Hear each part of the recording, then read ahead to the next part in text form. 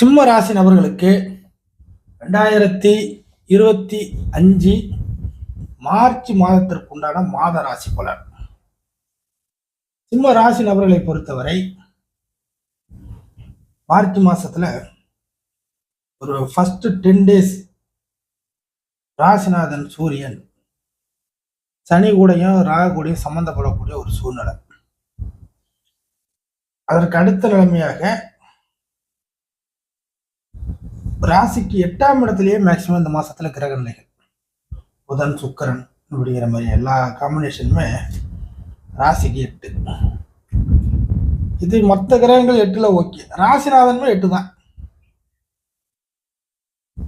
அப்ப இந்த மார்ச் மாசத்தை சிம்ம ராசி நபர்கள் சற்று யோசனை பிளஸ் ஜாக்கிரதையுடன் நகர்த்த வேண்டும். எதுலையுமே உங்களுக்கு ஒரு அவசர நிலை, ஆவேசம், டக்குன்னு முடிக்கணும், போனோம் செஞ்சோம் வேலையை முடிஞ்சது, இந்த மாதிரி ஒரு யோசிக்காத வகையில எதுவுமே செய்யக்கூடாது. இன்னும் சொல்ல போனா இந்த மார்ச் மாசத்துல சில விஷயங்களை பின்விளைவுகள் என்ன, எப்படி முடியும் அப்படின்னு தெரிஞ்சுக்கிட்டு அதன்படி ஒரு முடிவுகளை எடுத்து நீங்க பயணிக்கிறது சௌரியமா இருக்கும். இது அவரவர் தேவைக்கேற்ப வயதிற்கேற்ப இதை நீங்க பொருத்திக்கலாம். இன்னும் சொல்ல போனா எதையுமே நீங்க வரவுகளாக ஏற்றுக்கொள்ளும் பட்சத்தில் எந்த ஒரு விஷயத்தையுமே நீங்க வரவுகள் அப்படின்னு நீங்க ஏத்துக்கிட்டீங்கன்னா இந்த வரவுகளுக்கு பின்னாடி என்ன டார்ச்சர் இருக்கு, ஏன் இந்த வரவுகள் வருது, இது இந்த நேரத்துல கிடைக்கிறது சரிதானா அப்படிங்கிறதெல்லாம் 1க்கு 2 திருப்பம் நீங்க முடிவு பண்ணிக்கிறது நல்லது. காரணம் 8ஆம் இடங்கிறது ஒரு நஷ்டம் அல்லது திடீர் நஷ்டத்தை குறிக்கும். இதுல ராசிநாதனா இருக்கிறதுனால சூரியனும் 8ல தான் இருக்கு இல்லையா? அப்போ ஒரு 10 தேதி மார்ச் ஒரு 10 தேதிக்கு சூரியனுடைய சூழ்நிலையும் சரியில்லை. 10 தேதி கழிச்சு 8ல பயிற்சி, 8ல இருக்க போகுது, இவ்வளவுதான். அப்போ ஒரு சூழ்நிலைங்க ஓரளவுக்கு உங்க பக்கம் சாதகமா மாறணும், இல்ல உங்களுக்கு ஓரளவுக்கு நல்ல ஐடியா ஏதாவது ஒன்று பண்ணணும் அப்படின்னா கூட ஒரு 15 தேதி மாதத்தின் பிற்பகுதி தான் கை கொடுக்குற மாதிரி வருது. அதனால கொஞ்சம் டார்ச்சர்கள், கடன் பிரச்சனை தலை தூக்குறது, கொஞ்சம் ரெஸ்பான்சிபிலிட்டி குறையிறது, இதெல்லாம் இந்த மாசம் கொஞ்சம் கூடுதலாகவே இருக்கும்.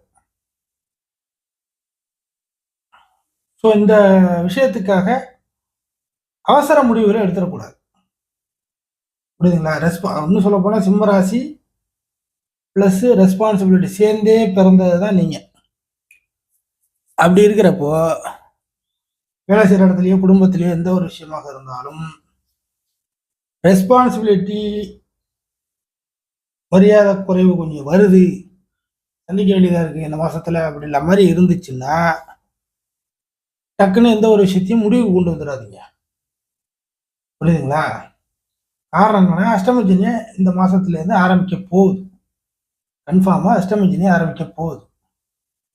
ஸோ உங்களுக்கு மரியாதை, கௌரவம், அந்தஸ்து, புகழ் இதுல கையை வச்சுதான் உங்களோட லைஃப் ஸ்ட்ரக்சர் முறை சின்ன விஷயத்துல அவசரப்பட்டுட்டேன் அப்படின்னு ஒரு 2-3 வருஷம் கழிச்சு நீங்க இப்போ சொல்லுவீங்க. குறைந்தபட்சம் ஒரு வருஷம் கழிச்சாவது நான் ஒரு சின்ன விஷயத்துல அவசரப்பட்டுட்டேன், அப்ப தெரியல இப்ப தெரியுது அப்படிங்கிற மாதிரி ஏதாச்சும் சொல்லுவீங்க. இல்லைன்னா கூட மனசளவுல உள்ளுக்குள்ள நினைச்சுக்கிட்டே இருப்பீங்க. அந்த மாதிரியான சந்தர்ப்பங்கள் நடக்கக்கூடிய மாதம் தான் இந்த மார்ச். இது ஒன்றும் பயமுறுத்துறதுக்காகவோ இல்ல ஒரு குழப்பத்தை விளைவிக்கவோ இந்த பலன் கிடையாது. ஜோதிடம் என்பதே வருமுன் காப்போம் அப்படிங்கிறது தான். இப்போ நீங்க அந்த அடிப்படையில் புரிஞ்சுக்கிட்டீங்கன்னா சில விஷயத்தை ஈஸியாக ஹேண்டிலிங் பண்ணி இல்லை வந்துடலாம், இல்லை சில விஷயத்த ரிஜெக்ட் பண்ணிடலாம். மேக்சிமம் இந்த மாசத்தை பொறுத்தவரை நீங்க ஏதாச்சும் ஒரு விஷயத்த பண ரீதியாக கொடுக்கல் வாங்கல் விஷயங்கள் அந்த அளவுக்கு சரியா வராது. அஷ்டமி சனிக்கு முன்னாடியே கொடுக்கல் வாங்கல் விஷயங்கள் இந்த மாசத்தை தவிர்க்கிறது நல்லது. அடுத்தது புதிய ஒப்பந்தங்கள், புதிய டாக்குமெண்ட் ரீதியாக, அக்ரிமெண்ட் ரீதியாக எதையும் மூவ் பண்றது சரியா வராது. அதே சமயம் சில ஏமாற்றங்களையும் நம்ம ஏமாத்திட்டாங்க, அடுத்து என்ன செய்ய போறோம் அப்படிங்கிற ஏமாற்றங்களையும் கொஞ்சம் நேருக்கு நேரா பார்க்குற மாரி இருக்கும். உணர ஆரம்பிப்பீங்க. அடுத்தது ஒரு சில விஷயங்களுக்காக 4 பேரை சேர்க்கக்கூடிய சூழ்நிலையும் வரும். ஒருங்கிணைப்பாளர், ஆர்கனைசேஷன் சரிங்களா? இந்த மாசத்த பொறுத்தவரை சிம்ம ராசி நபர்களை பொறுத்தவரை சில பொறுப்புகளை உங்கள்ட்ட குடுத்து, ஒரு சில நபர்களை படை திரட்டுவது, ஆள் திரட்டுறது அப்படின்னு சொல்றோம் இல்லைங்களா? அந்த மாரி 4 பேர வந்து மேனேஜ்மென்ட் பண்ணக்கூடிய சூழ்நிலையும் சிம்ம ராசிக்கு வரும். ஆனா, அதுல என்ன நடக்கும்னா, உங்களோட உழைப்பு மட்டும் அதிகமா இருக்கும். அடுத்தவங்களுடைய ஒத்துழைப்பு குறைவா இருக்கும். ஸோ, அந்த பொறுப்புகள்லாம் நமக்கு முடியுமா? முடியாதா? அப்படிங்கிறது தெளிவா பார்த்துக்கங்க. அவசரப்பட்டு போய் அந்த பொறுப்பு நம்ம எடுத்து பேர காப்பாத்திடலாம்னு போயி, அ அதுக்குள்ள நீங்க மட்டும் தான் வேலை செய்ற மாரி இருக்கும். அடுத்ததாக சுக்கிரன் 8ல இருக்கு. சுக்கிரன் இந்த சிம்ம ராசி நபர்களை பொறுத்தவரை 3 மற்றும் 10 கூடிய கிரகம். உங்களோட வாழ்வாதாரம் சம்பந்தப்பட்ட விஷயத்துல நீங்க எதையுமே தள்ளி வைக்கவோ, விட்டு குடுக்கவோ கூடாது. வாழ்வாதாரம் சம்பந்தப்பட்ட விஷயத்துல நீங்க வந்து இழப்புகளை சந்திக்கக் கூடாது. அந்த அளவுக்கு நீங்க ஜாக்கிரதையா இருக்கணும். என்ன வாழ்வாதாரம்னா, ஒரு பைக் ஒண்ணு வச்சிருப்பீங்க. அதுதான் உங்களோட வாழ்வாதாரமா இருக்கும். அத கொண்டு அடகு வச்சுட்டு அந்த பணத்த வாங்கி எந்த ஒரு விஷயத்தையும் பண்ணக்கூடாது. திருப்பி பைக்க மீட்க முடியாது. புது பைக்கும் வாங்க முடியாது. புரியுதுங்களா? இந்த மாரி வாழ்வாதாரம் சம்பந்தப்பட்ட விஷயத்தை நீங்கள் ஒரு முடக்கம் அப்படிங்கிற ஒரு விஷயத்த செய்யக்கூடாது. இது எல்லா விஷயத்திலயும் அவங்கவங்களுக்கு பொருத்தி பார்த்துங்க கரெக்ட்டா இருக்கும். அடுத்ததாக நீங்கள் எடுக்கக்கூடிய முயற்சி, ஸ்டெப்பு இது எல்லாமே உங்களுக்கு சாதகமா இருக்குமா என்றால் இருக்காது. அடுத்தவர்களுக்கு, எதிரிகளுக்கு சாதகமாக போகும். அப்போ வம்பு வழக்கு, பஞ்சாயத்து, கேஸு இந்த மாரி விஷயத்துல நீங்க தலையிட்டீங்கன்னா, அது உங்க பக்கம் சாதகமா இருக்காது. ஒரு கேஸ போடுறீங்கன்னு வச்சுக்கங்களேன், இந்த கேஸ் பல நாட்கள் கூட இழுக்கலாம். பல மாதங்கள் இழுக்கலாம். ரிசல்ட் ஆனா உங்க பக்கம் வராது. பல மாதங்கள், பல வருடங்கள் இழுத்தா கூட ரிசல்ட் உங்கள் பக்கம் வராது. அடுத்தவங்க பக்கம் போகும். ஆக செலவு நஷ்டமா போகுதா? இந்த மாரியான ஒரு வம்பு வழக்கு எடுக்கக்கூடிய ஸ்டெப்பு. வேலை செய்ற இடத்துல ப்ரமோஷன தட்டி கேட்பீங்க. நீங்க தட்டி கேட்க போய் உங்களுக்கு கிடைக்கலையே அப்படின்னு ஆதங்கப்பட்ட நீங்க, அடுத்தவங்களுக்கு ப்ரமோஷன் குடுத்துருவாய்ங்க. உங்கள வேலைய விட்டு விரட்டி விட்டுருவாங்க. புரியுதுங்களா? அடுத்தவங்களுக்காக வக்காலத்து வாங்கக்கூடாது அப்படிங்கிறதுல தெளிவா இருங்க. உங்க வேலை அதோட முடிச்சுக்கலாம். புதன் 8ல இருக்கு. உங்கள விட தகுதி, வயது குறைவாக இருக்கக்கூடிய நபர்களுடைய ஆலோசனை, ஐடியாக்கள்லாம் இந்த நேரம் பார்த்தா அபாரமா இருக்கும்.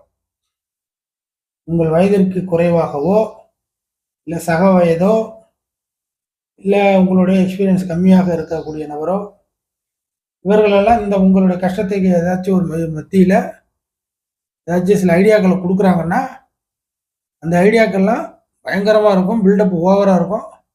அதெல்லாம் பண்ணா பெரிய சக்சஸ் ஆயிடலாம் போல இருக்கு அப்படின்னு நம்ப தோணும்.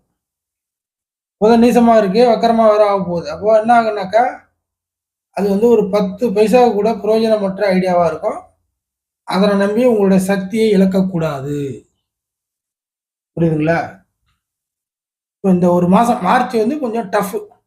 இதுக்கு முன்னாடி நெறைய டஃப்லாம் நாங்க பார்த்துருக்கோமே! அப்படின்னு நீங்க பதில் சொன்னீங்கன்னாக்கா, அந்த காலகட்டத்துக்கு அந்த டஃப். இந்த காலகட்டத்துக்கு இந்த ஒரு டஃப் வந்து சந்திக்கிற மாரி வரும். காரணம் என்னன்னாக்கா, அஷ்டம சனியா இருக்கிறதுனால, அடுத்தவர்களை புரிந்து கொள்ள முடியாது.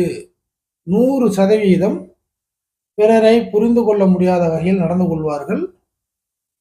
ஆக யார் எப்படியோ அப்படிங்கிற முடிவுக்கு நீங்க வந்துட்டீங்கன்னா, இந்த மார்ச் மாசம் சில விஷயங்கள கடந்து வரலாம். நல்லபடியாக இருக்கும்.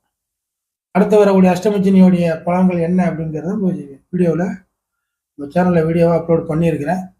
அது 1க்கு 2 திருப்பம் கூட கேளுங்க. சில விஷயங்கள் சாதகமும் இருக்கு, பாதகமும் இருக்கு. பாதக விஷயத்துக்கு அதிகமா முக்கியத்துவம் குடுங்க. எப்படி செய்யக்கூடாது? ஏன் செய்யக்கூடாது? எதுக்கு செய்யக்கூடாது, செஞ்சா என்ன ஆகும்னு இந்த மைனஸுக்கு முக்கியத்துவம் கொடுத்து கேளுங்க. மைனஸுக்கு முக்கியத்துவம் கொடுத்து கேட்கும் பொழுது நமக்கு அது ப்ளஸ்ஸாவே மாறும். புரியுதுங்களா? நஷ்டத்த வராத அளவுக்கு சரி பண்ணாலே அது லாபம் தான். அப்படிங்கிறத நீங்க மைண்ட்ல வச்சுக்கங்க.